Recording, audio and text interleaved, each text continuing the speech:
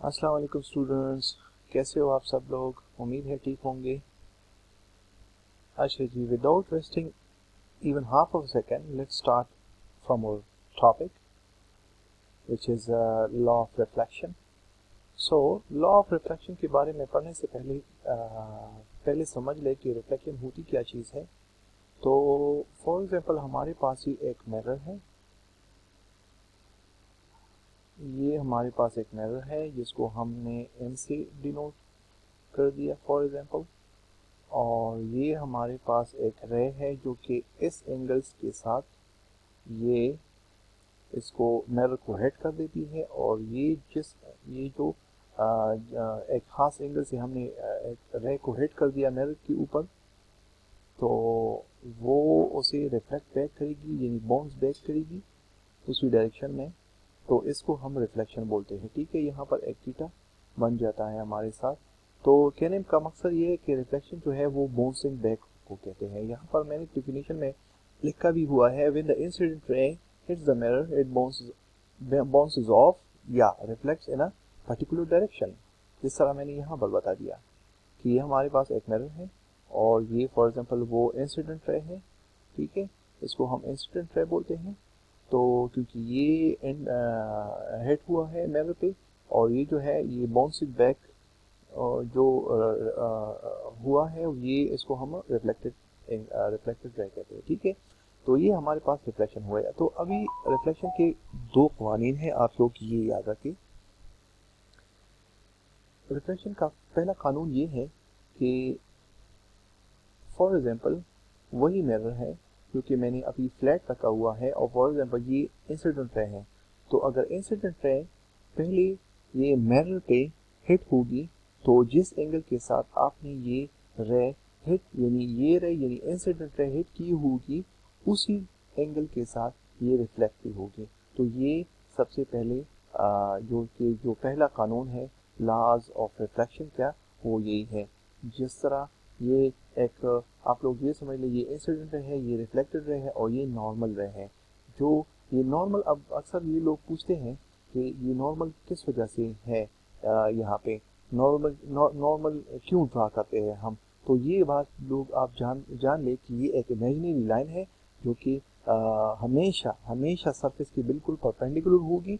अगर for example हमारे साथ ये मिरर जो है ये इस तरह का हो, ठीक है, ये इस एंगल पे हो, ठीक है, ये मिरर इस तरह पड़ा हो, तो जो इंसिडेंट रे होगा, सॉरी इंसिडेंट रे नहीं, जो इसका नॉर्मल होगा वो बिल्कुल इसके परपेंडिकुलर रहा होगा। तो अभी इस केस में नॉर्मल इसका ये है, ये मिरर है और इसका नॉर्मल ये है, ये होगा। अगर मैं ये मिरर इस तरह ड्रा करूं तो इस केस में इसके परपेंडिकुलर वाला लाइन जो होगा नॉर्मल, वो बिल्कुल इसी तरतीब से होगा। तो ये इसमें भी 90 डिग्री एंगल आता है, इसमें भी 90 डिग्री एंगल आता है। तो ये बात आप लोग ये जान ले कि ये एक इमेजिनरी लाइन होती है और ये हमेशा सरफेस के परपेंडिकुलर होती है। ठीक है, तो ये किस वजह से होती है, तो ये बात जान ले कि ये सिर्फ मेजरमेंट ऑफ एंगल के लिए यहाँ पर लिया जाता है। अगर ये मैं फॉर एग्जांपल यहाँ से हटा लूँ, ठीक है, तो ये जो मेजरमेंट फिर होगा ये मुश्किल हो जाएगा।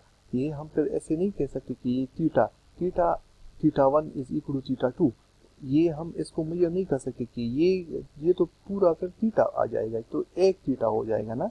तो इस वजह से हमें इसको दरमियान में इसकी इस तरह रखते हैं ताकि जो हमारे पास थीटा वन होगा इस नॉर्मल के ज़रिए हमें ये मेजरमेंट मिल जाती है। तो उसी तरीके से जो कि पहला कानून है लॉ ऑफ रिफ्लेक्शन का, कि थीटा वन जितना होगा उसी थीटा के साथ उसी एंगल के साथ ये रिफ्लेक्ट बैक होगा। ठीक है, तो ये पहला कानून हुआ, क्योंकि मैंने यहाँ इक्वेशन के फॉर्म में भी लिखा हुआ है theta one is exactly equal to theta two, यानी जितना इंसिडेंट रे का थीटा होगा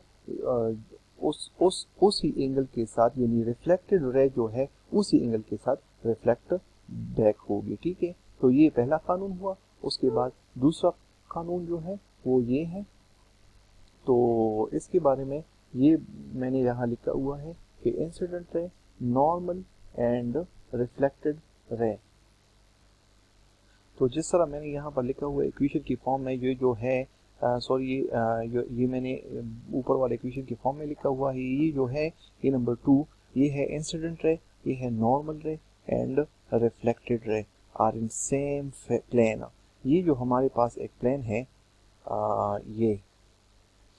ये जो मैंने m का नाम दिया हुआ है मिरर, ये हमारे पास प्लेन है। प्लेन प्लेन तो जानते हो हमेशा 2 डायमेंशन होता है, ठीक है। तो ये जो प्लेन है इसके ऊपर हमारे पास इसी प्लेन के ऊपर इंसिडेंट रे भी हिट हुआ है, फिर इसी प्लेन से रिफ्लेक्ट बैक भी हुआ है, और ये नॉर्मल भी जो है इसी प्लेन का नॉर्मल कहलाता है, ठीक है। तो ये सारे जो है ये इंसिडेंट रे, नॉर्मल रे, रिफ्लेक्टेड रे, ये सारे इस प्लेन के होंगे, यानी इस सेम प्लेन में ये होंगे। तो ये दो कवानीन है लॉ ऑफ रिफ्लेक्शन के, ठीक है। तो यहाँ पर मैंने लिखा भी हुआ है आपकी आसानी के लिए कि डिफिनेशंस लिखी हुई भी है। इंसिडेंट रे का भी आप लोग देख ले, ये आसान है। This is the ray of light that travel toward the mirror, ठीक है। And this is the normal, which is always perpendicular to the plane, and reflected ray, when the incident ray hits the mirror, it bounces off or reflects in a particular direction। और ये reflections का कवानीन मैंने आप लोगों को समझा दी। ये दो कवानीन हैं लॉज ऑफ रिफ्लेक्शन की। उम्मीद है आप लोगों को समझ आया होगा।